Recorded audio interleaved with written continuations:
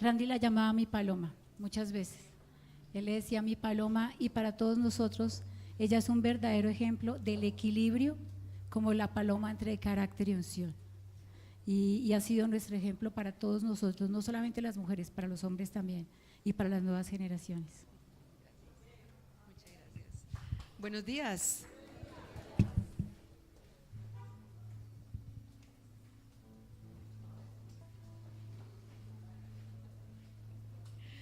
Bueno, ¿durmieron bien? ¿Descansaron? ¿Con ánimo? ¿Expectativa? Yo tengo mucha.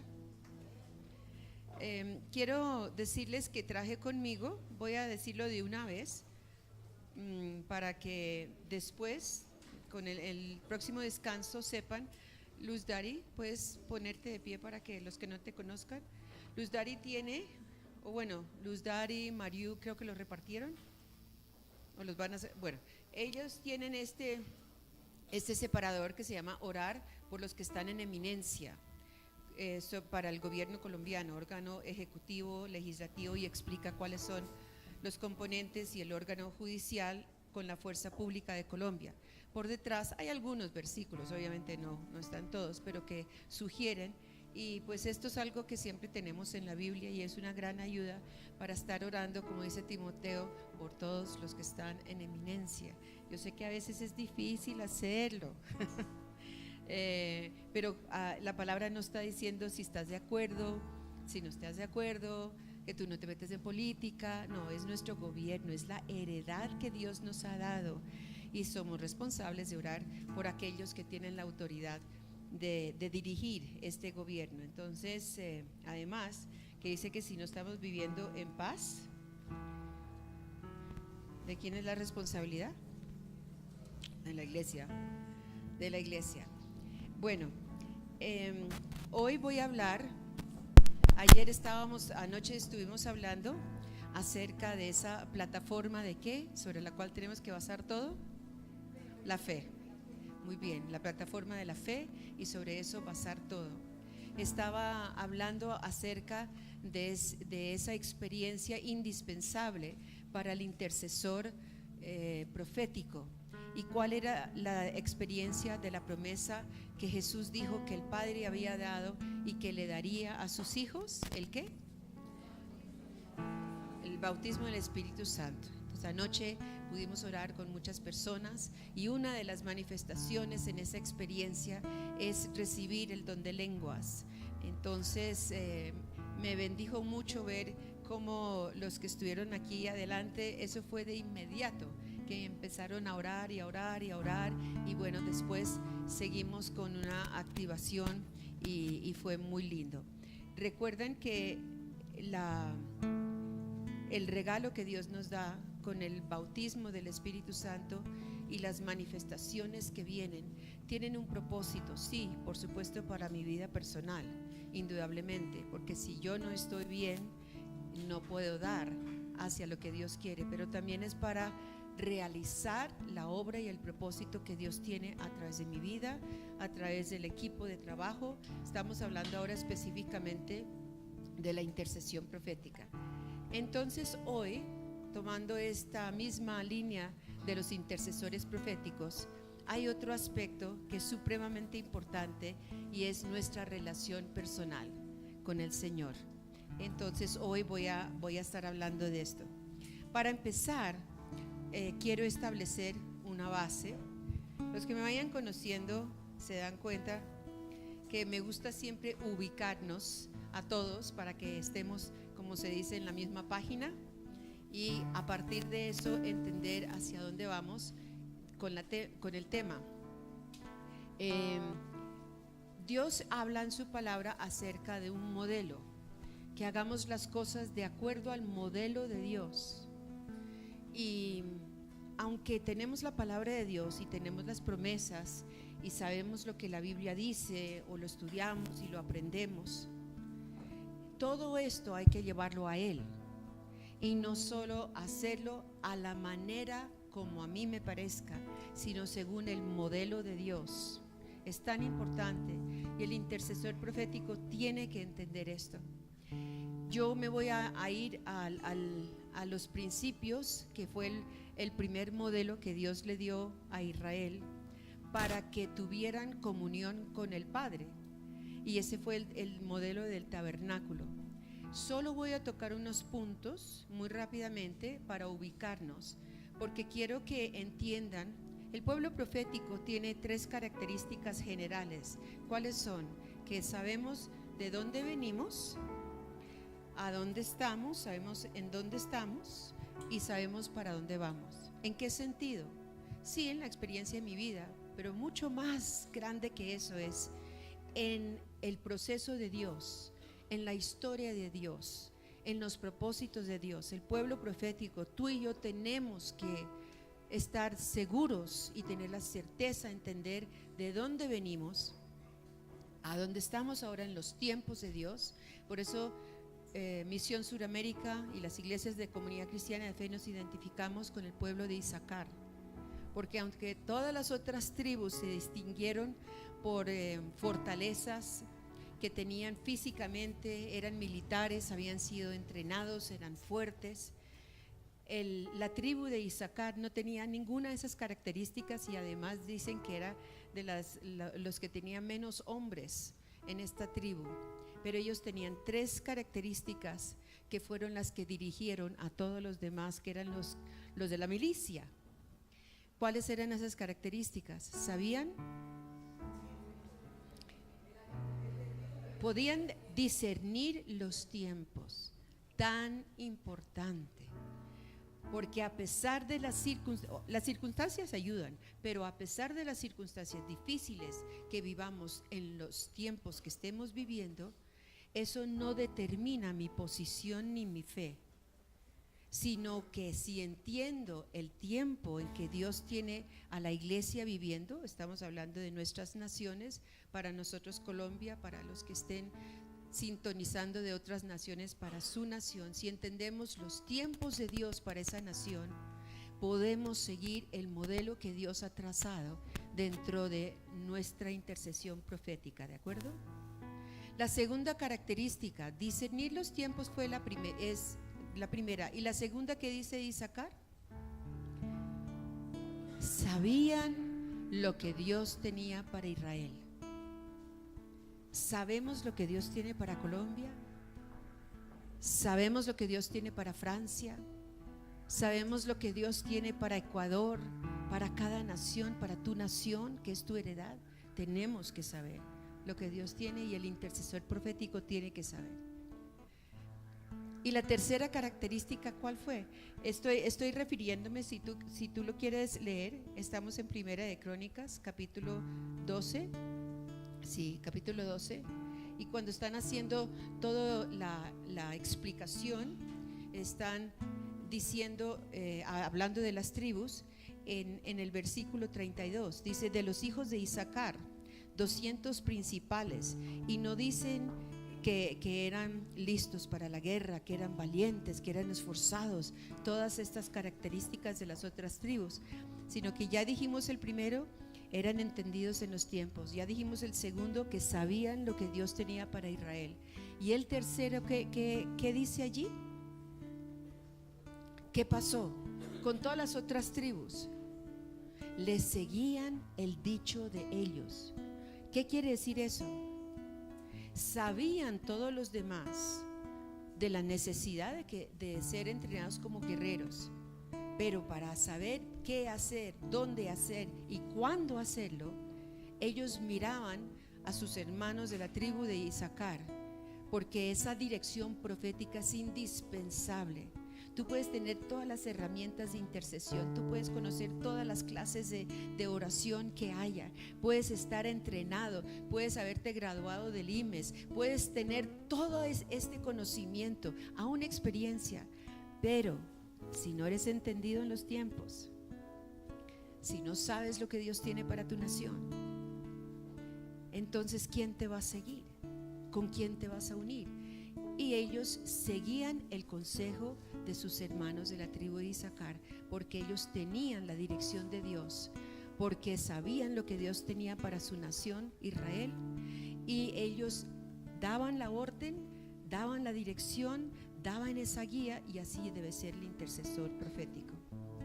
Hoy quiero hablar de ese intercesor profético que, además de ser intercesor, tiene que ser, y es indispensable. Yo personalmente no veo que sea posible, y bueno, hay muchas porciones en la Biblia que no hay tiempo para demostrarlo ahora, que el intercesor no puede ser intercesor profético sin ser adorador.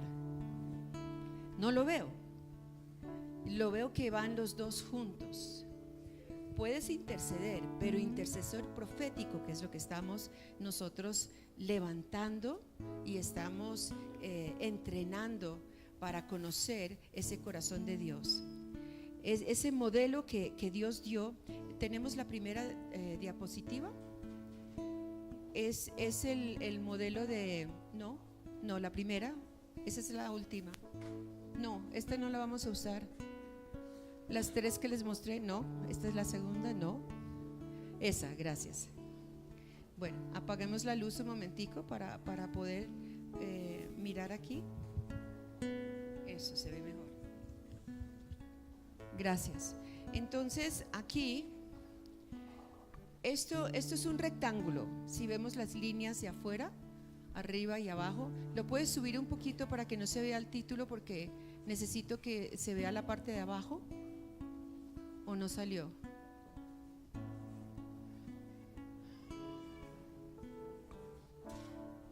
El sacerdote lo recibía, iba después al segundo, que es la fuente de bronce. Todo esto está en el atrio exterior, para lavarse las manos, la cara.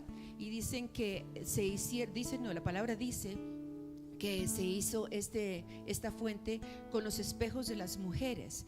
Entonces ellos se miraban ese espejo. Todo tiene una simbología. No voy a hablar de eso, sino que voy a hablar de la parte histórica. Sigue, bájalo. Sí, es que si me puedes dar toda la imagen completa es más fácil.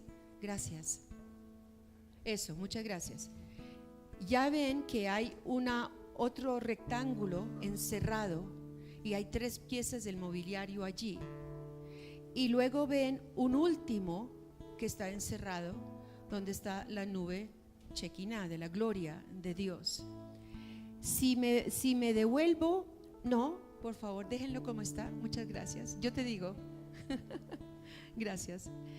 Si me devuelvo al altar de bronce, a mano derecha hay mucha información acerca de estas piezas del mobiliario. Lo que quiero de la materia, el material que se usó para hacerlo, el tamaño, colores, todo esto. Pero hoy quiero hacer referencia a la relación, la asociación que hay de estas piezas del mobiliario del tabernáculo de Moisés con la historia de la iglesia y con lo que se llama la restauración de las verdades.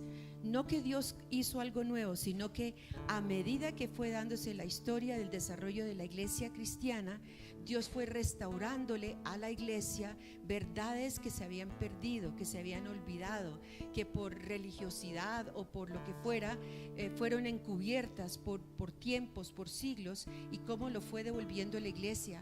Con este altar de bronce estamos justamente, y seguramente aquí también lo han estado hablando y enseñando, estamos celebrando los 500 años desde que Martín Lutero tomó una posición que marcó la vida de la historia cristiana.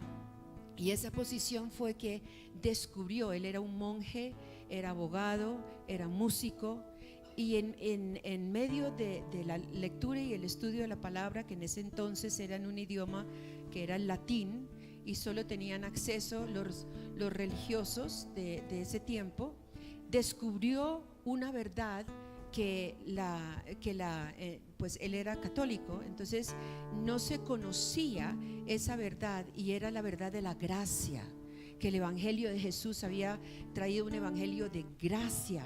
Y él va a las autoridades, comienza a hablar de esto, lo rechazan, no entienden, lo devuelven, no lo aceptan. Finalmente él públicamente da a conocer todos estos aspectos que él ve, que hay una tradición religiosa que no está en la palabra de Dios, o la contradice o simplemente no está allí, entonces viene lo que se llama la reforma, que es como se conoce, que viene una reforma a lo que venía la iglesia digamos, cuando los primeros discípulos siguieron a Jesús, cuando Pablo siguió, que Pablo nunca conoció personalmente a Jesucristo como los otros discípulos que caminaron con él y apóstoles.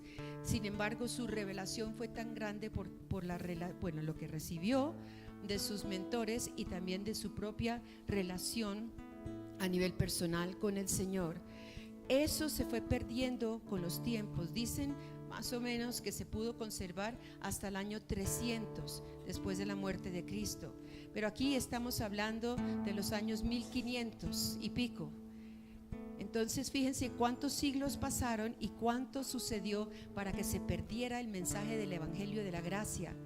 Históricamente entra entonces a entender que la salvación de la vida del hombre no es por obras, sino por gracia. Luego vamos a la pieza de la fuente de bronce, y aquí entran dos hermanos, los hermanos Wesley, que son además músicos y componen unos himnos bellísimos, y ellos reciben la revelación que la vida con Cristo tiene que ser en santidad y humildad, y esa verdad que Dios vuelve a restaurar a la iglesia entra, que tiene que ver justamente con lo que los sacerdotes hacían en Israel con la fuente de bronce. La puerta de acá abajo para entrar al lugar santo se llamaba el camino. La puerta para entrar a la segunda parte, que es ese que está encerrado, el rectángulo que está encerrado. Piensen a ver, ¿quién se llamaba el camino? ¿O quién se llama el camino? Jesús. La segunda puerta, ¿cómo se llama? La verdad. Y en esa parte del tabernáculo se llamaba, Dios lo llamó el lugar santo. Y había 3 piezas del mobiliario. Esas 3 piezas, a mano izquierda estaban el candelabro de oro. Y era la función y la responsabilidad de los sacerdotes de nunca dejar que se apagara ese candelabro de oro. Ellos tenían que mantener el aceite y todo lo que tenían que hacer para cerciorarse que eso nunca se apagara. Además, era lo único que alumbraba el lugar santo. Simboliza el Espíritu Santo. La otra pieza al frente era la mesa de los panes de la proposición, y eso habla de la coinonía, habla de la relación entre los hijos de Dios en la iglesia de Jesucristo. La tercera pieza, que está arriba, era otro altar, pero ya este altar no tenía sacrificios de animales, sino que se llamaba el altar de incienso, y ahí hacían 2 cosas los sacerdotes: adoraban y oraban. Entonces lo que se quemaba ahí, que eran fragancias, especies que ellos tenían que preparar, ese incienso, y lo mezclaban con incienso puro, que es simbólico de Jesucristo. Ese incienso era el incienso simbolizando las oraciones y la adoración que subía ante el trono del Padre. La tercera parte arriba, que dice la gloria Shekinah, tenía otra puerta, pero estas puertas no eran, digamos, como estas puertas nuestras de madera o metálicas.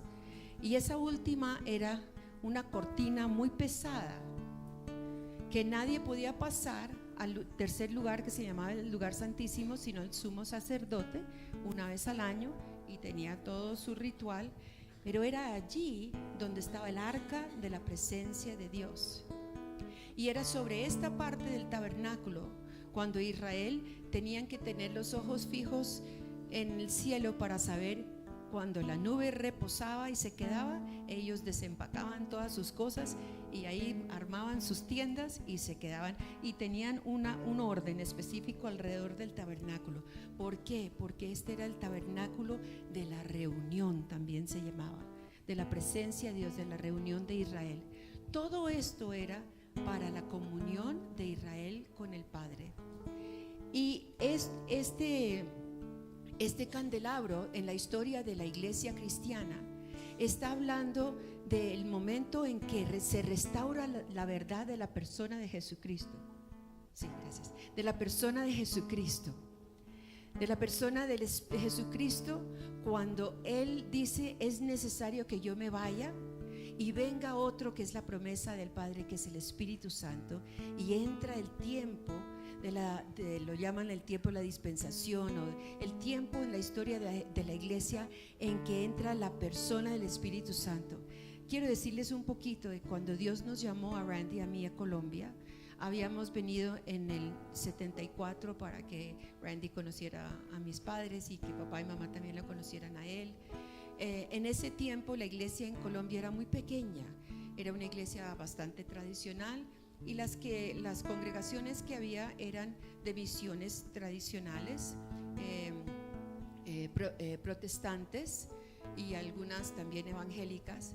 Pero nos fuimos nuevamente a la universidad, regresamos con el corazón muy cargado, porque dijimos: no conocen la persona del Espíritu Santo, no conocen la relación que el Padre nos dejó con el Espíritu Santo. Entonces, por eso, por ejemplo, el Instituto Bíblico no es solo un seminario, un instituto bíblico, se llama del Espíritu Santo. Y todo lo que enseñamos y todo lo que hablamos y todo lo que en lo que entrenamos y la relación que tiene que haber con la persona del Espíritu Santo para vivir en lo que el diseño que es de Dios, que la iglesia de Cristo tenga. No es solo Misión Suramérica o nuestras iglesias, Comunidad Cristiana de Fe, sino este es el diseño de Dios, o si no, Dios no hubiera restaurado esta verdad. Los panes hablan de toda esta coinonía y esta comunión cuando hubo la renovación carismática, que empezó inclusive a través de la iglesia católica y luego se extendió a las demás denominaciones. ¿Y eso qué fue? Que le dieron lugar a la persona del Espíritu Santo. Inclusive en 2 universidades católicas de Estados Unidos que estaban en una reunión de oración, cayó el Espíritu Santo sobre los que estaban ahí y empezaron a orar en lenguas y no sabían qué estaba pasando hasta que fueron a las escrituras y lo entendieron. El altar de incienso está hablando de la adoración. Cuando en los años 70, 60, finales de 60, pero sobre todo 70 y 80, entra este nivel ya no únicamente de los himnos, sino complementando los himnos en una adoración espontánea en el Espíritu. Y esto es parte de la historia del diseño de Dios, porque es que Dios ya lo tenía aquí, ya lo había diseñado. Y la última parte, lo que quiero decirles, bueno, eso fue en los años 70, 80, se ha seguido. Hoy veníamos hablando en el carro de lo delicado que es hoy en día, de no solo cantar canciones bonitas que estén de moda, aún de ministerios muy lindos, solo por cantarlas. Ahora es todavía más difícil. En mi época casi ni existían, pero ahora hay tanto que uno dice musicalmente qué lindo. Además, en mi época, cuando hicimos el primer simposio en Cali y la inscripción decía ¿qué instrumento tocas? Entonces iban entrando y entrando y llegando y llegando. No era correo electrónico, era correo normalito por avión. E iban llegando y pandereta, castañuelas, pandereta, una guitarra. Porque la gente de la iglesia cristiana no estaba entrenada en la parte musical como hoy en día ya lo están y las generaciones lo están. Pero el peligro de eso es que nos vayamos por lo musical, pero lo primero que el adorador tiene que ser es un tañedor que trae la presencia, que trae, yo no estoy hablando que seas un músico profesional, pero que traigas la presencia de Dios. Y luego sí, músico y todo lo que quieras, pero el tañedor. ¿Qué es lo que está pasando ahora? Conocer los tiempos. Estamos en el tercer tercio de los tiempos de Dios, en este lugar santísimo, de este lugar de la presencia de Dios donde me despojo de todo.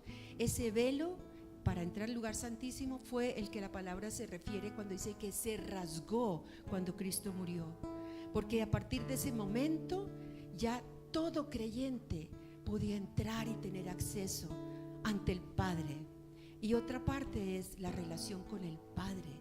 No es solo la salvación, la obra de Cristo fue lo que permitió que dice que Dios tanto amó al mundo. Él fue el que quiso restaurar la relación, mandó a su Hijo. Jesús escogió dar su vida por amor a nosotros, pero el propósito final es la comunión con el Padre. Y estamos en estos tiempos de este lugar santísimo. Esto es lo que tenemos que impartir. Bueno, tomé un poquito más del tiempo de lo que pensaba, pero creo que nos ubicamos, ¿cierto? Bueno, ¿sabemos dónde estamos históricamente? Entonces, yo sé que en días pasados uno de los pastores de Cali, muy lindo, uno de los apóstoles, que por la misericordia del Señor siempre nos dio una relación al Señor, siempre no. Bueno, el Señor la dio, pero nos tocó trabajo obtenerla, desarrollarla, adquirirla con todos los pastores, que pudiéramos tener una relación de confianza, de no tener celos o no pensar que había competencia o algo por el estilo. Entonces en estos días él decía, bueno, ¿y qué es lo que ustedes tienen en febrero? Entonces yo le dije, hace unos años, van a ser 5 años, el año entrante, el Señor me mostró que abriéramos, 6 años va a ser el año entrante, que abriéramos el año con un evento que se llama Su Presencia. ¿Y eso qué es? Entonces le empecé a explicar, es estar en su presencia, el mover que Dios quiera darnos, la dirección profética que nos quiera dar para el año. Y los que invitamos son tañedores. Y me dijo, ¿y eso qué es? Entonces le expliqué. Le dije, porque este es el propósito. Y esto es lo que como misión todos deberíamos participar y tener y estar atentos de lo que Dios está diciendo. Se llama su presencia, congreso su presencia. Y entonces me responde él, ay, ustedes siempre con eso del Espíritu Santo. Y le dije, ven para que aprendas. Bueno, 3 experiencias como a mí en mi vida personal me han marcado mi relación con el Señor como adoradora, intercesora, profética, adoradora. Las 3 experiencias que les quiero compartir, perdón, son diferentes porciones. Una porción está en Cantares. Bueno, Cantares es tan especial, ¿no? Y en Cantares, perdón, yo abro aquí un momentico.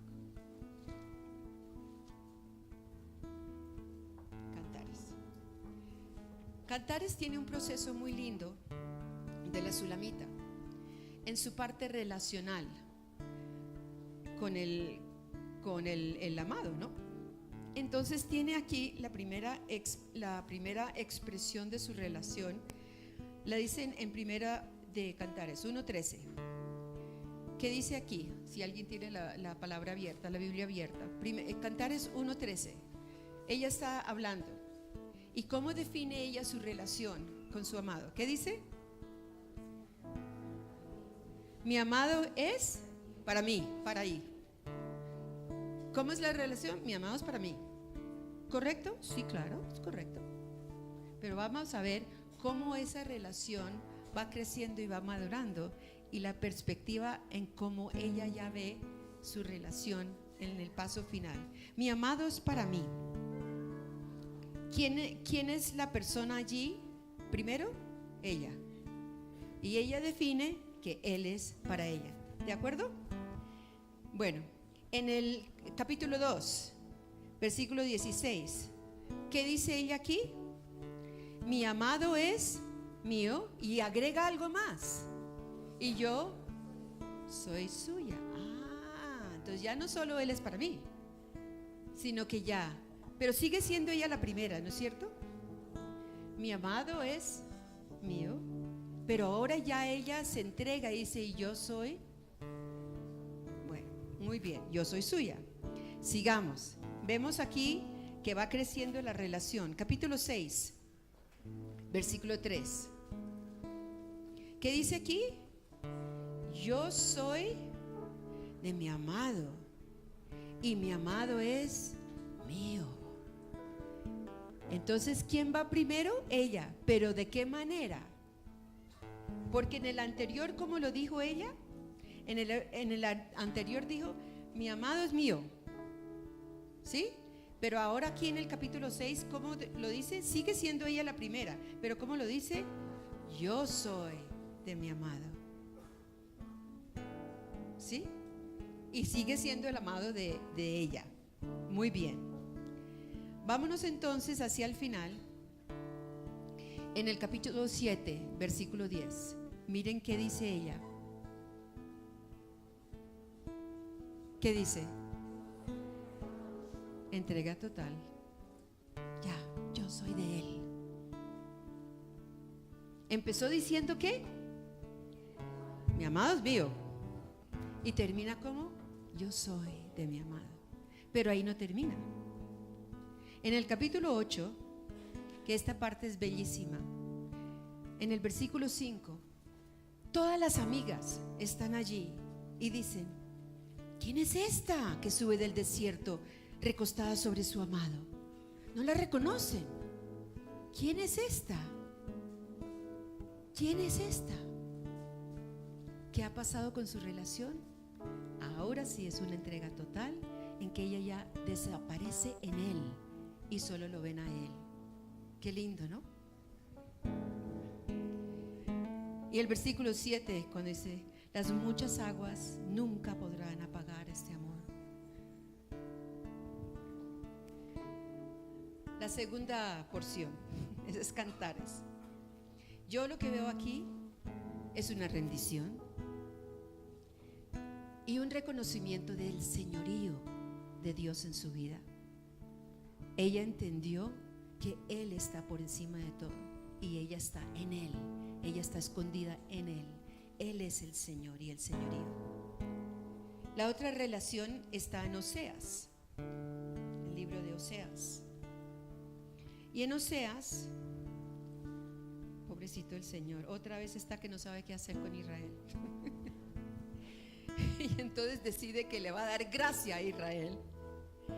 Y en Oseas 2, estoy en Oseas 2, y él le promete restaurarla. Pero no es solo restaurarla a Israel. Él está hablando aquí de restaurar la relación que se perdió de Israel. Entonces en el 14 dice: pero he aquí que lo primero que dice es que yo la atraeré y la llevaré a su corazón, al desierto. Es que si Dios no hubiera puesto en su modelo desiertos, yo creo que nunca habríamos podido llegar a lo que Él quiere que lleguemos, que no hemos llegado, pero ese proceso del desierto ya hemos entendido que es indispensable, es parte del paquete, todo incluido. Bueno, he aquí que yo la traeré y la llevaré al desierto. ¿Por qué? Ahí sí dice por qué. ¿Qué dice? Hablaré a su corazón. Necesita aquietarme, necesita alejarme de este bullicio de mis circunstancias, de mi diario vivir. Tiene que llevarme a estas condiciones de desierto para que yo preste atención a la voz de Él, porque ahí va a hablar a mi corazón. Los desiertos no son una cosa mala, de verdad, son parte del paquete, de todo incluido. Son una gran oportunidad, una gran oportunidad. ¿Cuántos podemos decir que por desiertos en la vida hemos conocido al Señor de una manera nueva, mayor? Miren, este desierto de la viudez es muy dura. Y me preguntan, sí, y me preguntan que si ya me ha pasado. No, yo creo que nunca te puede pasar, porque es que es el amor de tu vida y no está ahí contigo. ¿Qué pasa? Que tú creces. Yo he conocido al Señor en otra dimensión que no tenía necesidad antes de conocerla así, porque no era viuda. Pero he aprendido lo que es el Padre de las viudas y de los huérfanos. Eso es lo que quiero decir. Estos desiertos son unas oportunidades duras, sí, pero tan lindas en Él, porque Él habla en nuestro corazón. Y sigue aquí hablando que le daré sus viñas. ¿Qué simbolizan las viñas? ¿Qué piensa uno cuando oye acerca de las viñas? Fruto, ¿cierto? Abundancia. Entonces nos va a dar esa abundancia desde allí, desde allí, desde el desierto. En el desierto no crecen viñas, pero Dios le permitió dar la inteligencia a Israel para haber podido hacer eso en sus desiertos hoy en día. Y el valle de Acor por puerta de esperanza. ¿Qué significa Acor? Acor fue un lugar donde hubo una gran batalla, y Acor significa tribulación. Entonces desde el desierto nos está prometiendo viñas, y desde la tribulación nos está prometiendo viñas que habla nuestro corazón. Y esto es la manera en que Él nos atrae. Y allí cantará como en los tiempos de su juventud. En esto de la viudez, adoradora que soy, no me salía una canción, nada. No quería cantar, no quería oír cantos, no quería oír alabanza, no quería leer la palabra, no quería nada. Pero Él me volvió a enseñar a cantar. Y como en el día de su subida de la tierra de Egipto, así es que Él quiere que adoremos. En aquel tiempo, dice Jehová, me llamarás Ishi y nunca más me llamarás Baali. ¿Por qué? Porque Baali no está mal. Es la primera experiencia, lo que les compartí en Cantares.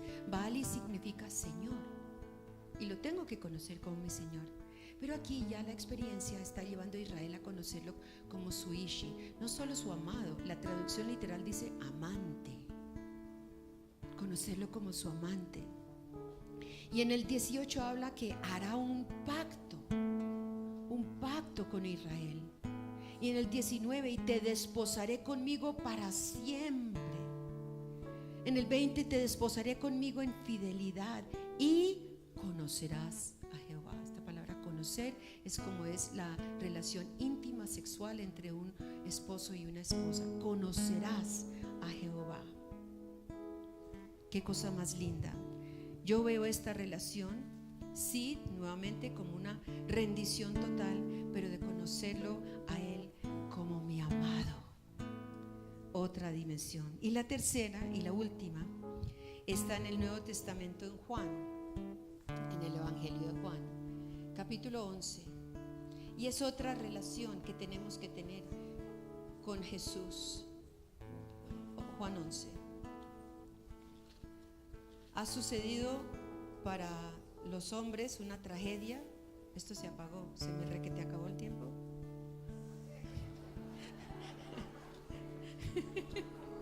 Perdón.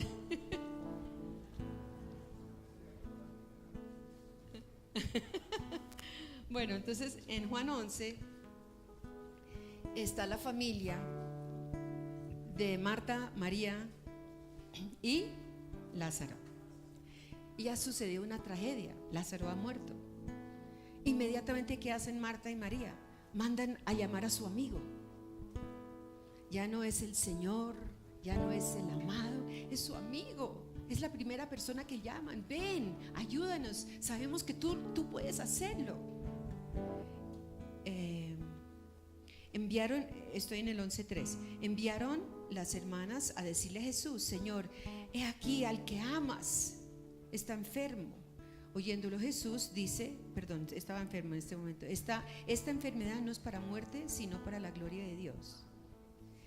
Y en el 5 describe la relación. Dice: y amaba Jesús a Marta, a su hermana y a Lázaro. Qué lindo.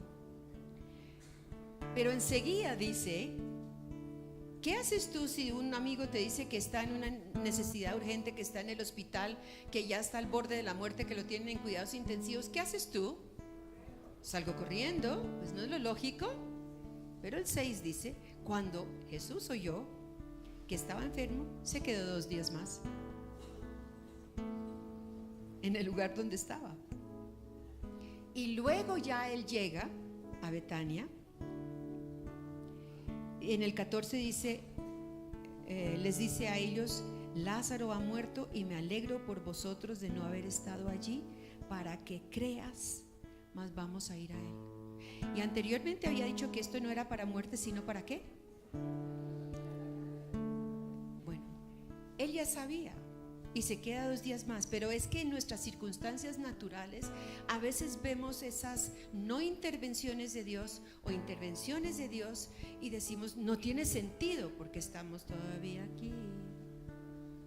Entonces en el 16 él viene y ya habían pasado 4 días, y hay aquí un médico o alguien en la rama de la medicina sabe que cuando ya han pasado 4 días legalmente la persona es pronunciada muerta, no hay nada que hacer. Pero él se cercioró de que eso fuera así, que la circunstancia fuera así. 19. Muchos de los judíos que habían venido a Marta y María para consolarlas por su hermano estaban allí. Entonces Marta, cuando oyó que Jesús venía, ¿qué hace ella? Salió a encontrarle. Pues es lógico, ¿o no?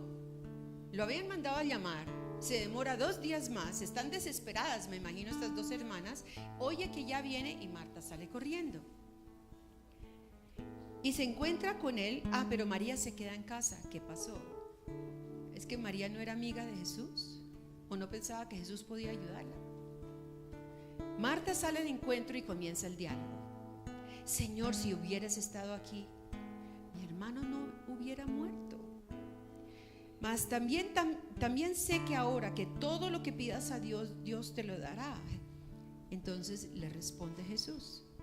¿Es cierto lo que Marta dice? Es cierto. Si Jesús hubiera estado, seguramente no muere. Y si Jesús le pide algo al Padre, el Padre responde, es cierto. Pero él le responde a ella, tu hermano resucitará. Vuelve Marta y le dice, yo sé que resucitará en la resurrección en el día postrero. Jesús vuelve y le contesta, yo soy la resurrección, yo soy la vida. El que cree en mí, aunque esté muerto, vivirá. Y todo aquel que vive y cree en mí, no morirá eternamente. ¿Crees esto, Marta? Ella le contesta, pues claro, por supuesto, sí, Señor. Yo he creído que tú eres el Cristo, el Hijo de Dios, que has venido al mundo. Y ahí termina el diálogo. ¿Teológicamente correcto? Sí. ¿Hay un error ahí? No. Pero es un simple diálogo intelectual para ella. En el 28, habiendo dicho esto, fue y llamó a María, su hermana, diciéndole en secreto, María, el maestro está aquí, te llama. Parte muy importante. ¿Qué es lo que le dice Marta? Te llama. Hablábamos anoche de oír los sonidos, de oír la voz de Dios. ¿Cuál es el sonido? ¿Qué es lo que Dios está diciendo? ¿Qué es lo que está pasando? Y ahí sí, en el 29, cuando ella oye esto, inmediatamente se levanta y deprisa va y se encuentra también con Jesús. Cuando ella llega, Jesús todavía no había entrado en la aldea, sino que estaba en el mismo lugar donde se había encontrado con Marta. Entonces los judíos que estaban en casa con ella, la estaban consolando. Cuando la vieron salir corriendo y que se levantó tan deprisa, ellos dijeron, va al sepulcro a llorar allí. Plano natural. Ella sabía en su corazón a dónde iba. 32. María, cuando llegó a donde estaba Jesús, al verle, se postró. Marta se postró, María se postró, María adoró, María reconoció que lo primero era su entrega. Más allá de su angustia, de su ansiedad, de su desespero por la vida de su hermano, de lo que iba a pasar. Sin embargo, ella entra en el mismo diálogo que tuvo María. Señor, si hubieras estado aquí, no habría muerto mi hermano. El mismo diálogo. Pero ¿qué responde Jesús? No responde. ¿Qué le pasa a Jesús al verla llorando y a los judíos que la acompañaban también llorando? ¿Qué le pasa? Se estremece en espíritu y se conmueve Jesús. ¿Qué produjo eso? ¿El diálogo? No, la adoración de ella. Y Jesús lloró. Se estremeció, se conmovió, lloró. Y en el 37 están todavía hablando a lo natural. ¿No podía este que abrió los ojos a los ciegos haber hecho algo también para que Lázaro no muriera?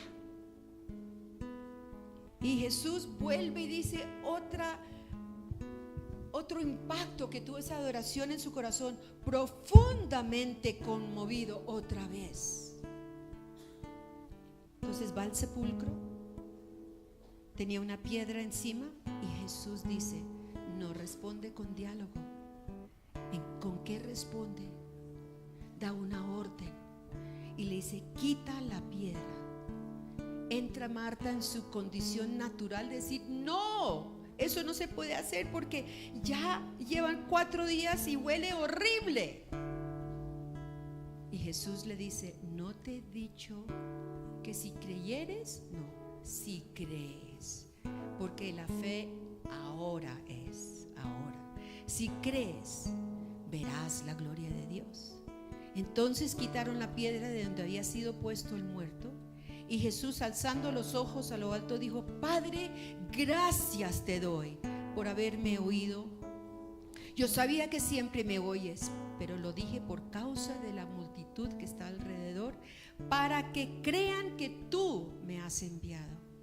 Y habiendo dicho esto, clamó en gran voz, Lázaro, ven fuera. ¿Y qué pasó? Habiendo dicho esto, ¿qué pasó? El que había muerto, no estaba ahí esperando que lo sacaran, había muerto, salió atadas las manos y los pies con vendas y el rostro envuelto, y vuelve Jesús y dice, desátenlo y déjenlo ir. Esta es otra relación. Este a quien yo amo, este amigo mío, yo sé quién es él. Yo sé, tengo una relación para oír su voz, para seguir lo que dice.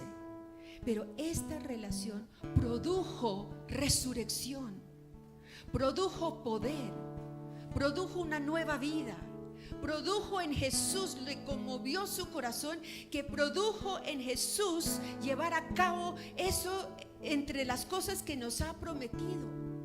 Porque primero vino la adoración de María. Entonces, la relación de amistad de la una produjo un diálogo, ¿correcto? Sí. Pero la relación de amistad de la otra era de adoración y produjo resurrección. Poderoso, poderoso.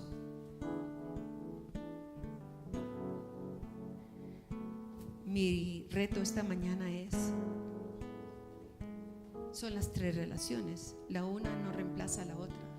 Pero lo que quería con las 3 era mostrar un proceso para que nunca nos quedemos solo en uno y siempre entendamos que tenemos que conocer ese señorío de Jesús y entregarle rendición total de nuestra vida. Tenemos que entender esa relación de nuestro amado y tenemos que entender que a pesar de las circunstancias, Él es mi amigo. Él nos ha llamado amigo, pero también sé quién es Él y que cuando yo lo adoro en su presencia, Él hace lo que tiene que hacer. Él cumple su palabra. Él lleva a cabo las promesas que nos han dado. En este momento yo digo, en las circunstancias que estamos viviendo en nuestra nación, no miremos las condiciones naturales. Sí hay que tener información, pero para mí la mayor información es la que me da el Espíritu Santo, que me dice cómo, que me dice cuándo, que me dice dónde. Pongámonos de pie.